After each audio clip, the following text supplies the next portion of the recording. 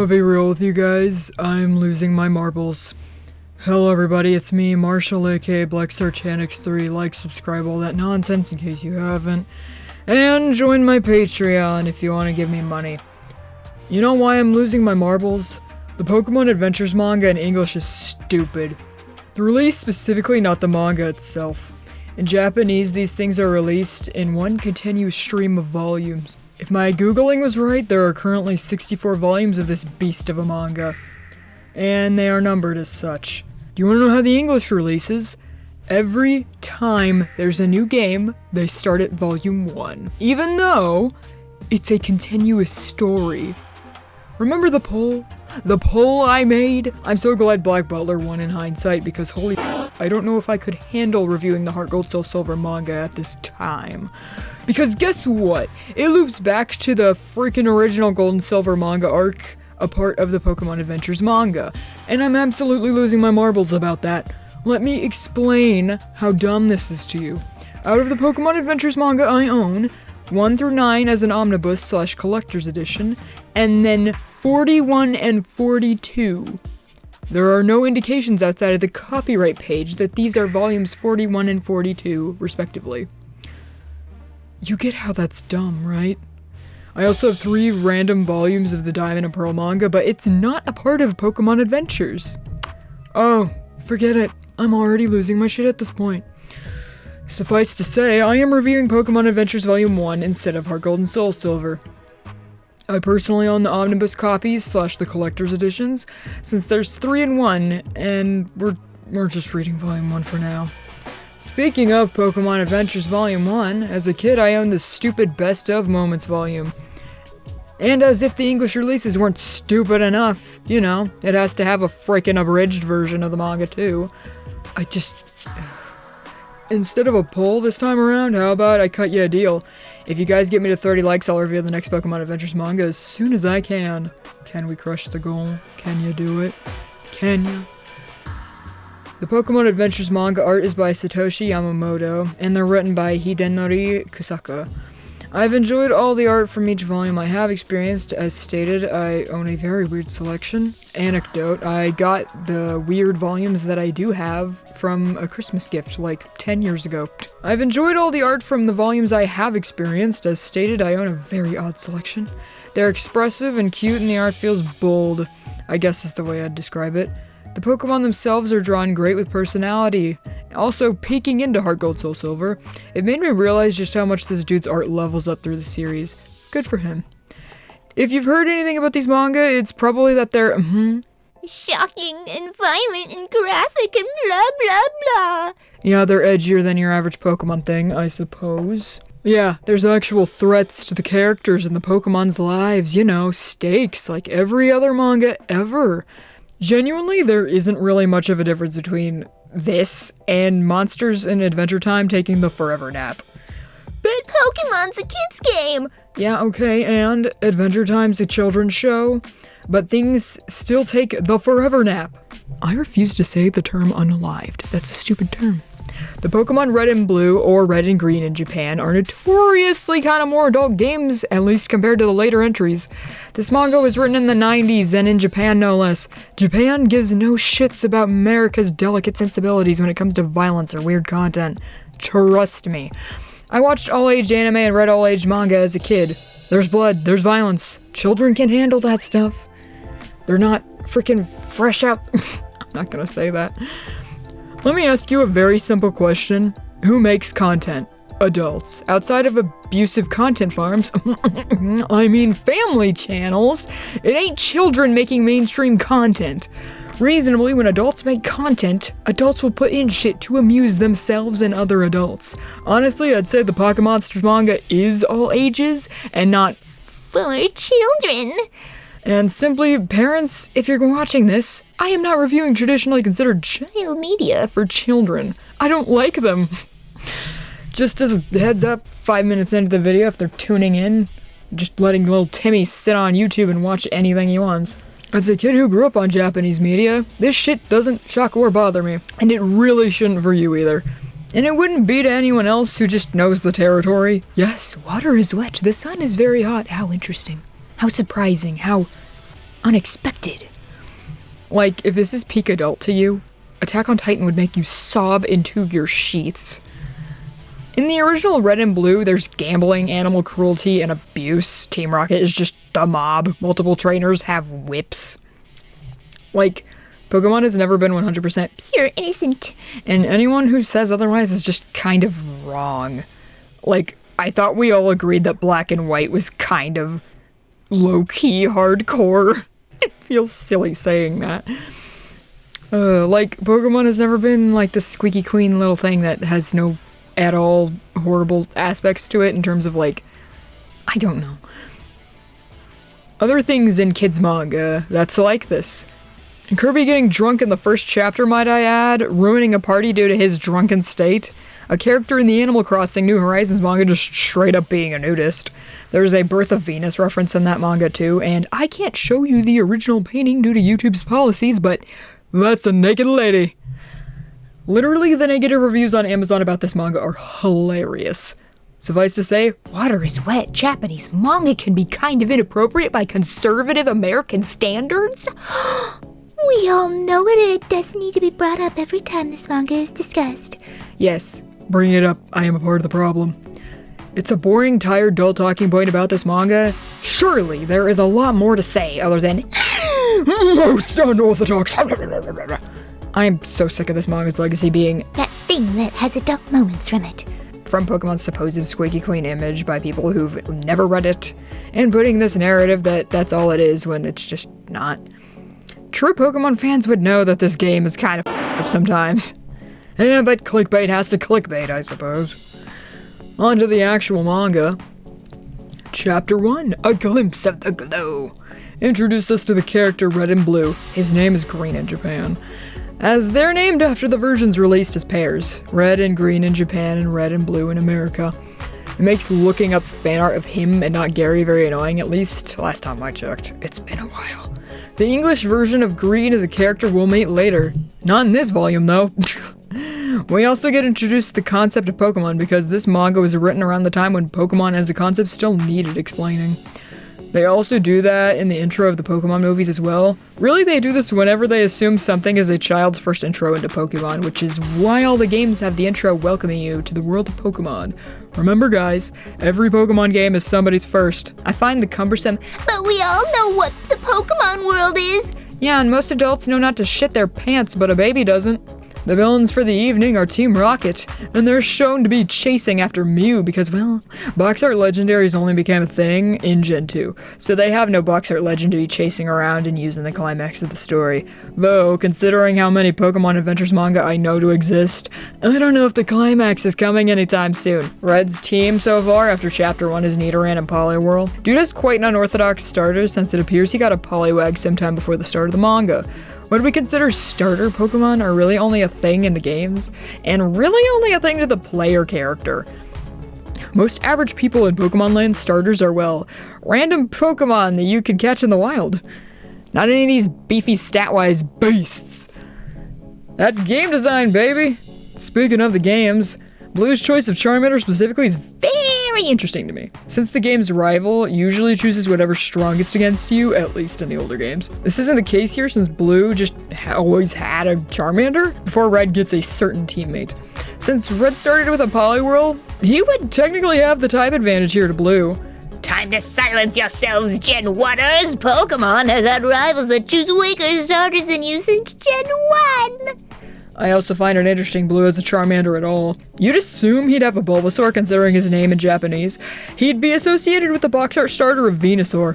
Charmander fits his personality fine. I'm not actually complaining considering Bulbasaur is my favorite of the three Kanto starters. I'm glad we get to see more of him when he becomes Red's Pokemon. Oopsie doopsie spoilers. Red's Poliwhirl gets kicked in the teeth by Mew when Red goes to try and catch it, while Blue's just standing there like, shaking my head. So Red goes to see Professor Oak since he's known to be a Pokemon smart boy. I appreciate how short and concise the intro is. It shows everything we need to in a timely manner, like, oh man, does it put everything down we're going to be dealing with very quickly. I struggle to pull that off, so that's why I bring it up. I also like how Blue actually gives good advice to our protagonist. He's a way more talented trainer than Red currently, so that makes him all the better as a rival. On to Chapter 2, Bulbasaur, come home! Red dances around, resulting in all the Pokemon in Professor Oak's lab escaping. Gasp. Specifically, Bulbasaur gives them some trouble, so they gotta extra go hunt it down. What I love here is the foreshadowing of the 8th gym later is shown in the abandoned Viridian City gym, where Red and Bulbasaur become buds, defeating a Machoke and gaining a Pokédex from Professor Oak. We get more tangible goals for Red as the best Trainer ever. was pretty vague. As filling the Pokédex becomes a new goal for him. I like that he befriends Bulbasaur through kindness. That's sweet. Chapter 3, A Secret of Kangaskhan. Blue's romping around through the forest, and him and Red fight in a very gay way. I've always seen them as gay. You can't convince me they aren't. Blue is just that rude kind of gay, and Red is like that can't do math himbo kind of gay to me. Red shows off his kindness to a Kangaskhan, and Blue gets shamed for his selfishness. Professor Oak pulls out This item can't be used here. moment when he stalks our protagonists. Proof that Professor Oak is always there, just watching you. Chapter 4, Wanted Pikachu! We get introduced to the rat! The one on the cover! I love the show don't tell aspect of the wanted flyer for Pikachu showing that Red has arrived in Pewter City. Nice. Red catches the rat, making his team Poliwhirl, Bulbasaur, and Pikachu! Dude really has a snazzy team, all things considered so far. Since I prefer Pokemon Yellow out of the 3 released we got in America, because yes, I'm a nerd and have played all 3, I am also partial to always having a Pikachu on my team. They're so cute and I don't really care what anyone says. Pikachu kicks butt in Yellow. She was my most beefed up Pokemon on the team. I use her way more than the other 3 starters I got in that version. Anyways, Red is a little shit. Blue points this out, like the snooty gay he is, and challenges Red to a contest of who can beat Brock first. Pikachu's the only viable team member, so... Uh-oh. Chapter 5, Onyx is on. Pikachu and Red learn about teamwork and get the badge, though Pikachu is a tsundere and wants to be hot and cold. Chapter 6, Gyarados splashes in. Red and Misty take down a rampaging Gyarados that was stolen from her. Red catches it, so I guess it's his now.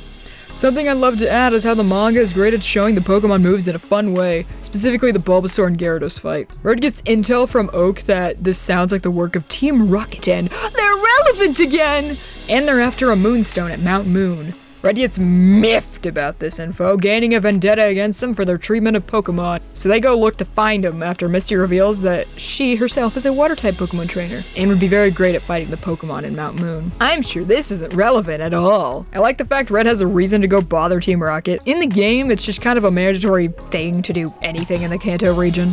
Here, Red has a reason to, which is nice. I like that character detail. I've never loved the fact our protagonist is kind of a blank slate. Maybe I would hate it if they had a personality, but I like characters like Hop, so... I'm Pokemon's target audience. Something fun to note here, Misty's Pokeballs have a large S on them. So have, I think, Team Rocket's Pokeballs in the earlier scene. In Japanese, Great Balls are Super Balls, and in Japan, Ultra Balls are called Hyper Balls, hence the H on them. Chapter 7, Raging Rhydon. Misty and Red follow Team Rocket into Mount Moon using Pikachu as a glow stick, and are quickly noticed. They get into a scuffle with Team Rocket, and they force a Rhydon to evolve via injection. Freaking EXP potion like Minecraft style, I guess. Couldn't they just have used an in-game item like a rare candy? Weird. Misty gets knocked out in the fight, and Pikachu causes the cave to collapse. They make it out with a Moonstone. I didn't mention it before, but I like how the Pokemon are visible inside their Pokeballs in the art. It's very cute. Coco was revealed to be a trainer behind Rhydon, but the audience wouldn't really know who that is yet. Chapter 8, Suddenly Starmie! Red and Misty make it to Cerulean City, and something I'm sure you've noticed is how the cities are named after colors. Oh, Gen 1, you're so silly! Red's shown to be an airhead during the dinner at Misty's house because this kid has confidence pouring out his butt. Red goes to fight the gym leader, and it's Misty! Oh my god! Okay, literally, we all knew this. Red and her gain a new understanding of each other and part ways. I like Misty's character. She's cool. Chapter 8. But Pharaoh itself. Red goes through the Bill side quest with him fusing with a Pokemon. The only real thing I have to note is that Red catches a Fearow that attacked Bill, and Bill looks like this. Chapter 10, Danger, High Voltorb. Red sneaks onto the SS hand in Vermilion City, and that doesn't end well for him. Something I've noticed is how people act like being a Pokemon trainer is out of the ordinary. I guess that's just how this world works in the manga. He's invited to a Pokemon fan club by This guy. and this is where that dumb, overshared meme of, "That's the last path I'll take with my tentacle," comes from. Get it? Tentacles. Laugh. All the members' Pokemon have been stolen, so Red figures out the Pokemon must be smuggled on the ship. We get a great show-off of the Voltorb being a mimic of this franchise, disguising itself as a Pokeball. Turns out, Lieutenant Surge is behind the thievery. To be honest, I don't know how to feel about the plotline of the gym leaders being evil at the moment. Guess we'll see how this goes. Chapter 11. Buzz off, Electabuzz. Red is cornered by Surge, who has been stealing the Pokemon's members due to them keeping them weak and unevolved, and, quote, over-domesticated, in Surge's words. Electabuzz is released to attack Red. Oh no! Poliwhirl uses its ice abilities to freeze them both. A real "I was frozen today" moment. The use of Magnemite as a low-key security cameras cracks me up. I love those little guys. Red gets yeeted off the ship along with Poliwhirl. Lower time. Apparently Poliwag evolved just to gain hands to help Red once, which is just badass of them. Bro becomes buff as hell frog to save his boy once again, utterly crushing Lieutenant Surge and his Electabuzz. In the process of, beefing up. The stolen Pokemon are returned, and the director's cute little Abra is now an Alakazam, which is just hilarious. That poor Alakazam. I've said it once and I'll say it again, I like the relationship Red has with this Pokemon. Chapter 12! Wake up! You're Snorlax! Red does a cycling race and ends up winning, but he loses all the prize money and feeding a Snorlax he just caught. Chapter 13, Sigh for Psyduck. Red makes it to Lavender Town. Hooray! But there be dead Pokemon about. Red's invited to partake in tea after paying respects to a man's recently deceased Doduo, and is explained the town's lore. For many years, this town was said to be a gathering place for the souls of Pokemon. They honor the souls to give them a place to rest. The townspeople erected a great Pokemon tower. You mean, that building is a Pokemon cemetery? Indeed. But if that's a cemetery, why didn't you build your memorial there? Because no one dares venture near that tower whenever we risk it. They appeared. They? The ghosts. Ghosts, he says. Pokemon ghosts? You saw the fear in the townspeople's eyes for yourself. They've become so terrified of the ghosts they've forgotten how to trust one another. They don't even make eye contact with strangers. But you may choose to believe or not. Is that your Doduo? It was. If only I could let my Pokemon rest at a proper place instead of a weed-grown alley. You must have cared a lot for your Doduo. You know that, lad? I'm on a quest to fill the Pokédex with information on every Pokemon there is, and my rival on that quest is Blue. Ah, he passed through the town just before I lost my Doduo. Where's he now? Just like you, when I told him about the ghost, he laughed it off. He ran off to that tower to show up our foolishness. That was 2 weeks ago, he hasn't come back. But then, in recent times, no one who enters the tower ever comes out again. Turns out, Blue ventured into the ghost-filled tower. Uh-oh. Red, your boyfriend's in danger, you gotta go save him! Turns out running into a ghost-infested tower was a bad idea. There's zombies! Zombies! Zombies! Peanut Butter Gamer made that joke about Lavender Town like 10 years ago. Taking a peek at the zombies, we can see a Psyduck, a Slowbro, 2 Lickitungs, and a Tangela. Interesting. The fog in the tower is dense, and they're getting more surrounded. There's a horrific mist, and that's what's controlling them. A flame appears, and it's Blue, our boy, hooray! Or maybe not. Blue's possessed. Now, if I had a nickel every time a Nintendo manga had a guy named Blue go into a scary haunted place and had horrible things happen to him, I'd have 2 nickels. But it's wild it happened twice. Chapter 14, That Awful Arbok. I love how Red's response to Blue being possessed is, Blue, talk to me, buddy! Like Red, you sweet boy. He thinks they're friends. Blue gets freed from what turns out to be a Ghastly's hold. Pokemon Media sure loves to make Ghastly OP as hell considering the shit it does in Maiden's Peak too. Like the zombies are all implied to just be from one Ghastly, like dang! With Ghastly defeated and Blue free, Blue's back to being his old obnoxious self, Red's words. Blue is dismissive as hell, proclaiming, Thinks he can cast a spell on me, does he? I'm led to believe he's talking about the antagonist of this chapter, but I'm just gonna assume he means Red to make this joke work. He hit you with the love spell! If I had a nickel every time I shipped 2 characters named Red and Blue from a Nintendo manga after they go through a horrific traumatic event with a ghost! No, the 4 swords jokes will never stop. You're just going to have to deal with them. Blue continues to stubbornly climb the tower, despite Red's protests. I just love this whole interaction. Hey, wait up! I didn't ask you to tag along. I take back that old obnoxious self-line. You're worse! I just finished fighting a whole horde of zombies to save your stupid hide, and now... Yes, I express my gratitude. Sheesh, how tall is this tower anyway? Huh? What's this stuff? Yeah! That's a poison Pokemon's venom. Pay attention or you'll end up as yogurt. Yeah! Despite Blue's protests, he ends up saving his bae from poison on the floor, so actions speak louder than words, Blue. Koga shows himself to be a nuisance, and in trying to save their hides, Blue gets his Charmander to kill Koga's Arbok using a trick. I feel like it's really out of character for Red to see Blue kill a Pokemon and respond with, wow, he's good. But in fairness, this thing was trying to kill them, so, I don't know, moral ambiguity. To end off this chapter fittingly, the old man's Doduo is buried in the tower because of Red and Blue's efforts. Red at least seems to have grown a little by the end of the book, as he shows a clear level of verbal respect towards Blue's strength. So, after all that, what are my thoughts? 'Twas good. 'Twas very good even. As someone who's played the Pokemon Gen 1 games very recently, as in, I'm right before the League in yellow, it follows the game quite closely. Though, not nearly as much filler as the anime adaptation of Red and Green. Also known as, Ash's Adventures. The art is wonderful, the Pokemon themselves being portrayed wonderfully. Pikachu's design in particular is a favorite. Honestly, it translates the Ken Sugimori designs from the time to a manga really, really well. It's way more on model than, the Pocket Monsters manga, which was the one with Clefairy as the mascot. It has the perfect level of absurd plot lines we've grown to be accustomed to of the world of Pokemon. I think this is how a Pokemon manga should be handled. Even being a manga from 1997, I think it holds up. Some of the manga I have around that era isn't nearly dynamic with their panels or framing, specifically the Zelda 4 Coma comics.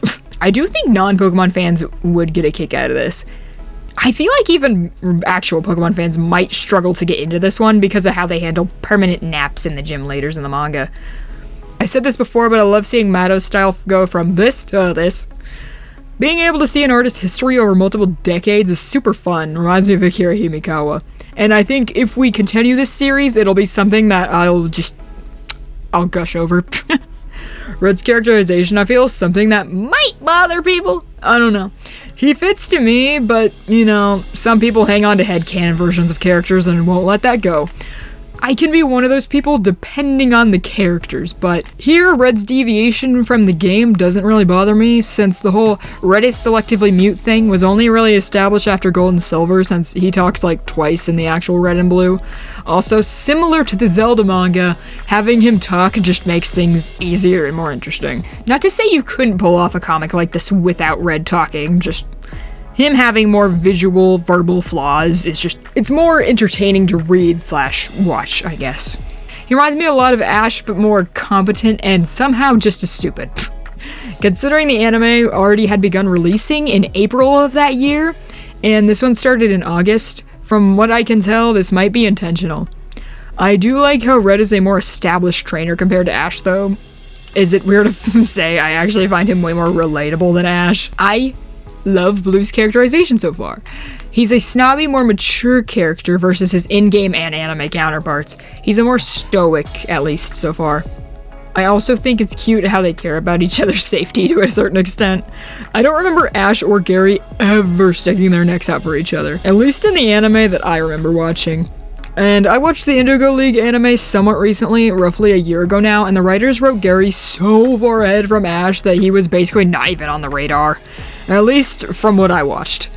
Red and Blue are a lot more closer to each other physically, and their rivalry feels a lot more natural to me. It becomes more of a mutual thing as both kind of push and pull toward each other. I like how when Red knows Blue's around, he's running up to him to hang out with him basically. Like, Red thinks this dude is, like, so cool, but will basically only admit that in his head or to other people. Red, my boy, actions speak louder than words. Personality-wise, I can see why Blue is an eventual gym leader in Johto way more than I can see Gary or Blue from the games being one. But you know, who actually knows if they're going to keep that by the time we get to the Johto protagonists? As someone who adapted 2 different games into fan comics, my Andy's Apple Farm one and one that I shall not name, the FNAF one doesn't count. It doesn't follow the plot. I can see a few times where I assume the writer said, this wouldn't be as fun as this, and just did something else or breezed through certain things I just think he didn't want to write. I feel the SSN arc was weirdly handled to fit the gym leaders are evil thing versus how it's actually used in the game. I'm guessing it's because romping around the ship and then fighting Blue would have been a boring side quest to write. Also, since Pokemon are able to do more than in the games, personality-wise, he doesn't need to get the HM for cut here. I for sure think this is an incredibly fun, engaging time for any ages, really. It's an all ages manga, so I don't think there'd really be an issue with anyone reading it. It's honestly not that hardcore. I feel like it's a touch more mature than the anime, but I like that about it. It's actually censored compared to the Japanese copy, but honestly, I don't need Green shoving Pokeballs up her bra to enjoy the story, and you shouldn't either, considering that's not plot relevant or necessary.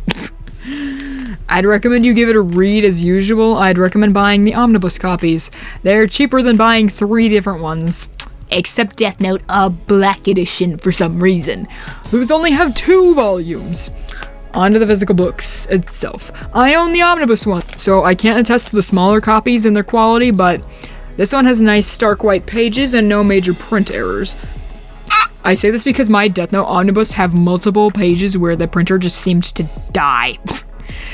But I'd say the Pokemon one is worth your money. To wrap up, if you're into Gen 1 and you're in the mood for it, I'd say give Pokemon Adventures a shot. It's very Kanto-y vibes up in here.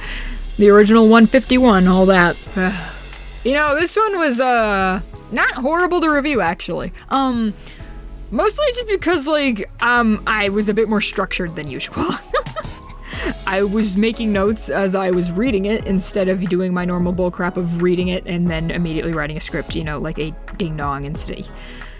I don't know. We'll see if you guys like this format versus whatever I did before.